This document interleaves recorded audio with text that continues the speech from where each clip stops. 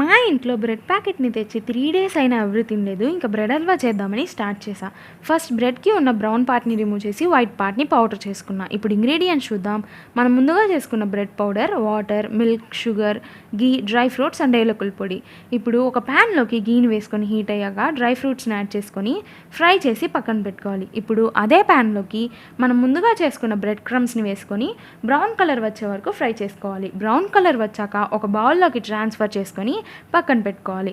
ఇప్పుడు ఇంకొక ప్యాన్ తీసుకొని అందులోకి 1/2 cup of sugar and 1 cup of వాటర్ని యాడ్ చేసుకొని షుగర్ కడిగి బాయిల్ అయ్యే వరకు ఉన్నిచ్చి అందులోకి బ్రెడ్ క్రమ్స్ని యాడ్ చేసుకోవాలి. మంచిగా కుక్ చేసుకొని అందులోకి ఏలకుల పొడిని వేసి మంచిగా కుక్ చేసుకోవాలి. ఇప్పుడు 1/2 cup of milk and 2 tablespoons of గీని యాడ్ చేసుకొని ఫైనల్గా అందులోకి డ్రై ఫ్రూట్స్ని యాడ్ చేసుకొని కుక్ చేసుకొని నెయ్యి పైకి తేలే వరకు కుక్ చేసుకుంటే టేస్టీగా బ్రెడ్ హల్వా రెడీ. మీరు ట్రై చేసి ఎలా ఉందో కామెంట్ చేయండి.